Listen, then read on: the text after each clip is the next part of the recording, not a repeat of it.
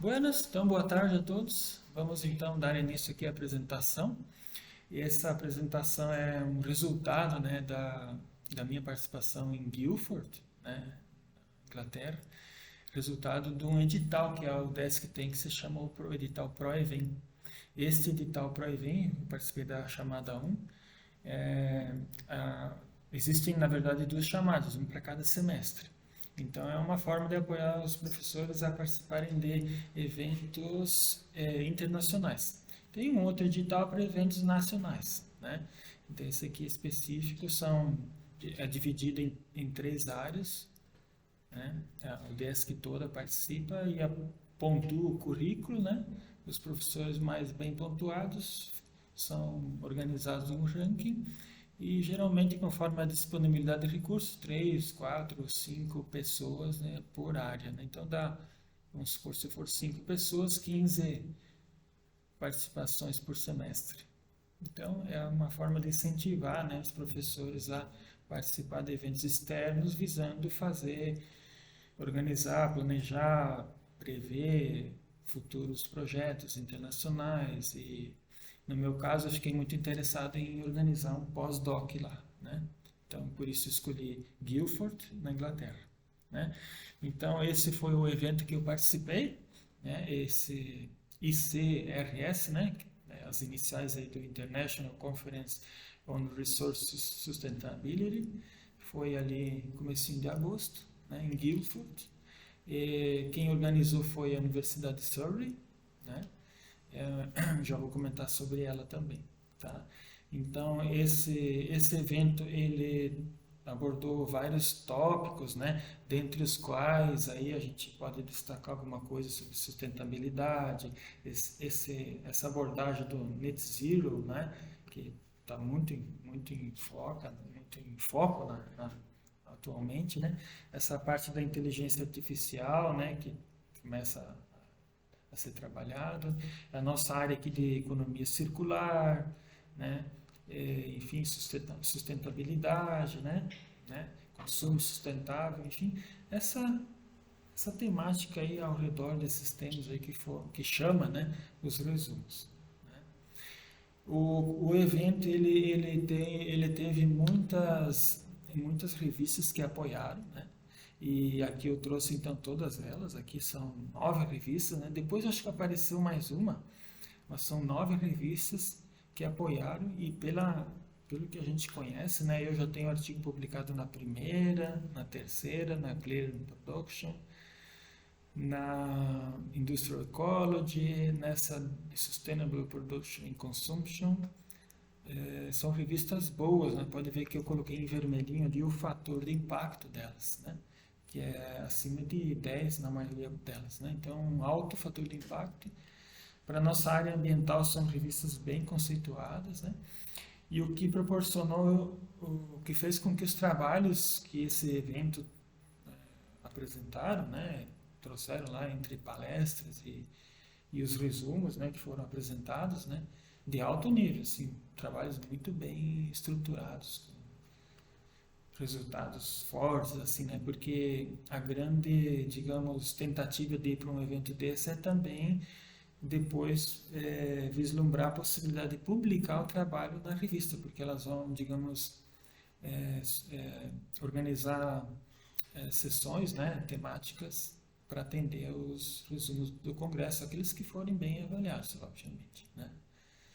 Então, como são revistas de alto impacto, bem conceituadas, né, elevou bastante a qualidade dos trabalhos apresentados lá no evento, certo? Então, esse evento ele é organizado anualmente, então tem o evento global, que é uma vez por ano. Também eles organizam referências regionais, né? Talvez na Ásia, sei lá, na Europa, né? Na América do Norte, enfim. Se as regiões, né, quiserem organizar eventos regionais, eles também fazem. E também alguns eventos temáticos, né? Então, são possíveis 3 formas aí de eventos organizados por esse comitê aí. Então, lá no evento, por exemplo, eles estavam recebendo candidaturas, né? Até hoje, na verdade, né? Candidaturas para ver quem que vai sediar a próxima. a próxima conferência global, né? Mas assim, gostei bastante do evento, é um evento bem de alto nível, né? Porque às vezes a gente tem que analisar um pouco. Na época que eu estava escolhendo qual evento participar, eu tinha umas 4, 5 possibilidades, né? Tinha uma na Itália, por exemplo, mas era muito voltada para a gestão pública. Tinha uma na França, mas eu senti que ali era um cunho muito comercial, né? E na França também a língua é outra, né? Então eu escolhi aqui porque o evento tem um caráter científico bem importante e na língua inglesa, então, para ter essa experiência também com a língua, que eu acho que também é outra questão importante de a gente ir para fora, né? Então, no dia do evento, né, organizado lá, foram 3 dias. Então, conforme a gente estava conversando antes ali, eu apresentei o trabalho, né? O resultado aqui daquele projeto de CNPq, já um dos primeiros resultados ali. E também fui convidado para organizar e coordenar uma sessão. E aí eu fiquei assim na dúvida, porque é a primeira experiência, né? Então eu aceitei, mas organizar a sessão lá foi bem tranquilo, né? Assim, ninguém extrapola o tempo, né? Alguns faltaram, né? Alguns faltaram no congresso, muitos em função de problemas com o visto, né? Tem que tirar o visto. Então, para nós aqui do Brasil, para a Inglaterra, está dispensado o visto. Então, isso facilita bastante. Mas, por exemplo, da Ásia, né, outros continentes têm que obter o visto, né? Então, isso, alguns faltaram. Mas, no geral, uma presença bem importante e trabalhos apresentados, bem apresentados, no tempo certo. Então, a coordenar a sessão foi bem tranquila. Então, esse foi o trabalho que eu apresentei, né, sobre simbiose industrial em clusters, né? Então, a gente começou a estudar as usinas termoelétricas, né? E aqui no Brasil, a base de biomassa de origem florestal, e a gente está analisando, então, o efeito que existe em termos de agrupamento dessas empresas, né? Que se formam ao redor das usinas, das empresas que estão construídas, né, e operando em torno das usinas. A gente chama isso de cluster, é um agrupamento de empresas. A proximidade geográfica possibilita ter sinergias positivas, né? Então essa aqui é o, é o nosso background, né, que chama, né? As apresentações sempre começam com esse tópico, background. Quer dizer, é o que a gente tem de base, o que a ciência estudou, o que a pesquisa avançou e chegou até esse ponto. Isso se chama o background. Nós temos isso posto, isso está estudado. Então a gente sabe que os agrupamentos, né, constituem um ambiente simbiótico favorável para trocas, né, seja de informação, seja de produtos, subprodutos, né, e isso então pode encorajar as empresas digamos, fortalecer os laços e construir ou caminhar para a economia circular. Então é isso que a gente está medindo nesse trabalho, né?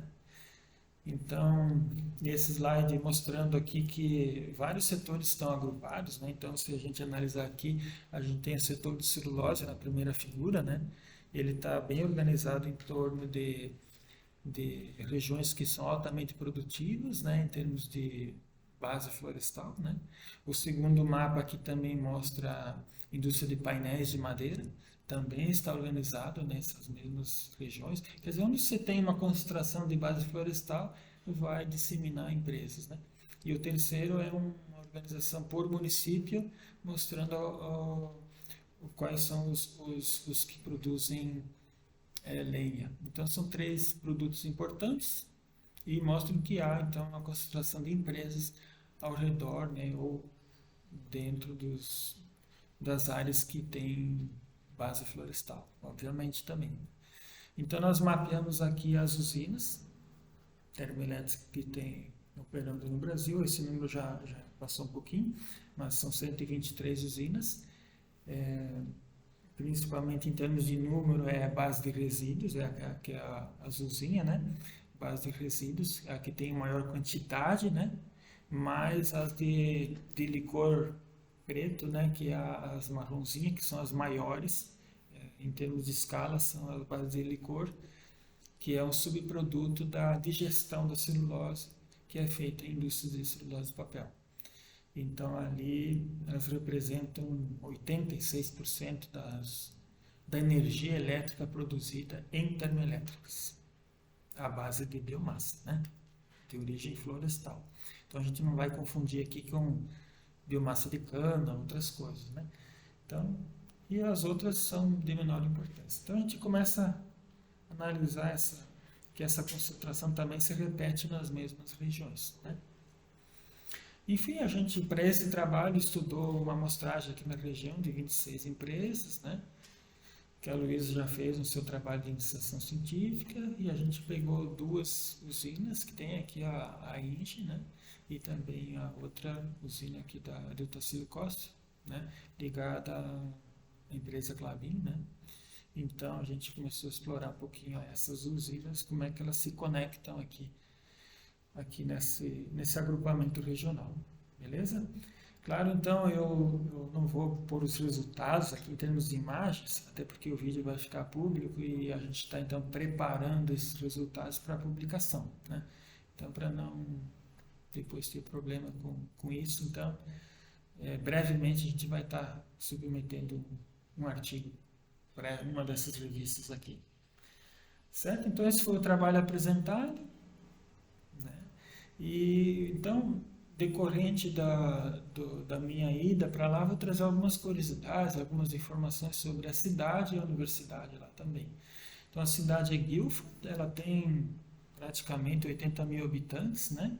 Ela fica a 43 quilômetros de Londres, fica fácil acessar ela ali, porque tem um aeroporto internacional de Heathrow, né? Ele fica bem ao sul de Londres, e então fica na direção de Guildford. Então, eu via aqui a imagem mostrando que tem a conexão por trem, né?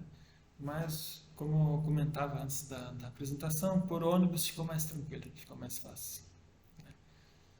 Por ônibus já comprei antecipadinho as passagens e foi para lá. Aqui uma vista aérea, né, da cidade, né? Aérea, não tão aérea assim, porque tinha um castelo lá já vou mostrar a foto dele, e também no topo a gente consegue ter uma visão. Dá para ver que é uma região plana, aquele prédio bem ao fundo lá alto lá é uma catedral, né? É uma igreja, fica dentro da área da universidade, bem um cantinho assim, mas é bem imponente, né? E é um padrão construtivo diferente, características, né, de organização de uma cidade semelhante às nossas aqui, mas o padrão construtivo que muda, tá certo? Aqui então, como curiosidade, né, a primeira coisa que a gente observa é chegar no cruzamento, né, de pessoas, eles colocam escrito, né, para você olhar para a direita e não para a esquerda, né? Look right, né, porque a mão lá é mão inglesa, que a gente chama aqui, né? Então, tipo, se você for olhar, você acha que eles estão andando contramão, mas o motorista fica no lado direito do veículo e eles andam na via contrária à nossa aqui. Então, como existem turistas que vivem em cidades como a nossa aqui, né? Então tem que ficar atento, senão você fica olhando para cá e o carro vem daqui. Tá certo? Então, nos principais cruzamentos está tudo escrito no chão, para você olhar para o lado, né? E tem um riozinho lá que passa, né? Passa pela cidade e eles exploram muito esse riozinho para fazer passeios, né? Eles têm um controle da altura da água ali, né? Porque eu fiquei imaginando se dá uma inundação, né, Vinícius?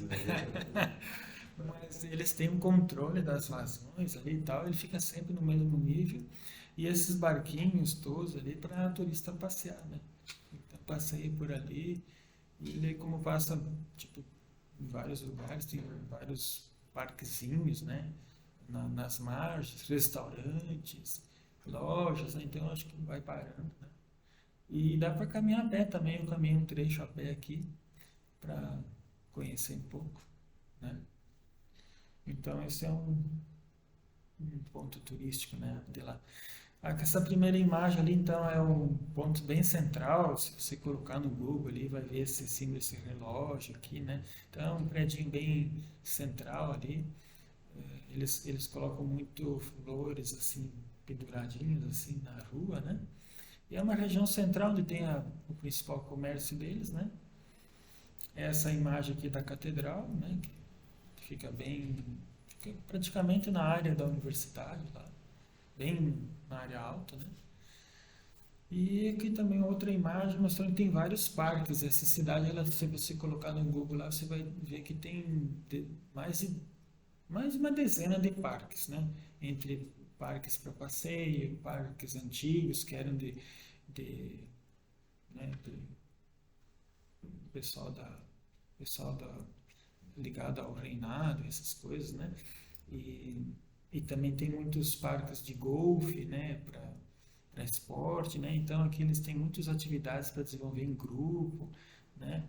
Dentro dos parques, né? Então, um parque esse que eu fui aqui, bem pertinho do hotel que eu estava, uns 10 minutos a pé, era de um antigo, como é que chama? Nobreza ali, né? Então ele estava preservado ali, né? Uma área preservada. Disso tem bastante lá. Esse, por exemplo, é um castelo, o castelo de Guilford. Ele fica do lado do centro da cidade, assim, ele é, assim, 3, 4 quadras. Então ele é todo preservado, todo ajardinado aqui, né? E é uma construção feita medieval, né? E com as paredes bem imensas assim. Tinha até uma lareira ali, os aposentos, né? Então tem toda uma explicação ali para receber os visitantes, né? Então era para proteger a área, nunca foi atacado militarmente, né? Mas eles mantêm esse castelo preservadinho. Então o pessoal usa para passear durante o dia, muitos idosos passeando, né? Tem muitas atividades assim, lugares para eles jogarem bocha, assim na grama e tal. Tem muita atividade em grupo, sabe? Isso que me chamou a atenção também. Um dia voltando do evento, eu junto com o cara da Bélgica, a gente parou para observar. Parecia um campo de futebol, mas para a gente já imagina que é de futebol, mas é para fazer atividades em grupo. Então eles estavam com uns esquemas lá, várias atividades, né? Isso que chamou a atenção também, certo? A universidade, então, de Surrey, né, uma universidade, aqui está a entradinha dela lá. Esse prédio imponente ali, diferente, é da engenharia física, né, que abriga o curso de física, né? Ela tem esse selinho aqui, top 250 em 2024, e eleito, teve né, universidade aí do ano, né, 2023, né? Então, teve algumas menções ali em relação à universidade, né? Também chamou a atenção que tem uma imagem mostrando o símbolo que eles, em todos os PowerPoints que tinha lá no evento, ficava essa imagem aqui à direita, né? Desse, dessa estrutura ali, ficava tipo como pano de fundo, né? E também me chamou a atenção é, a quantidade de moradias que a universidade tem para receber os alunos. Ela abriga 6 mil alunos. Tem moradia individual, coletiva, em dupla, com banheiros compartilhados, cozinha compartilhada ou sem compartilhar.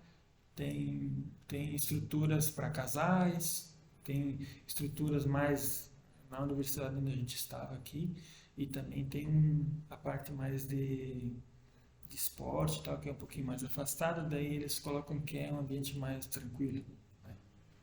E aqui né, onde o evento aconteceu era um ambiente mais, porque é bem perto da cidade, né?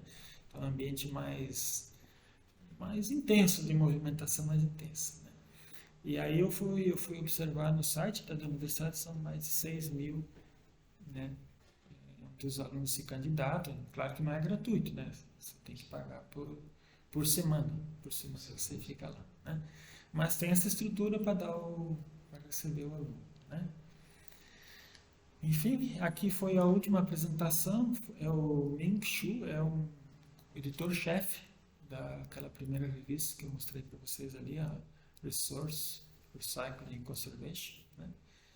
Ele é um dos principais organizadores, né? E então ele trouxe a apresentação final aí com os números do evento e tal.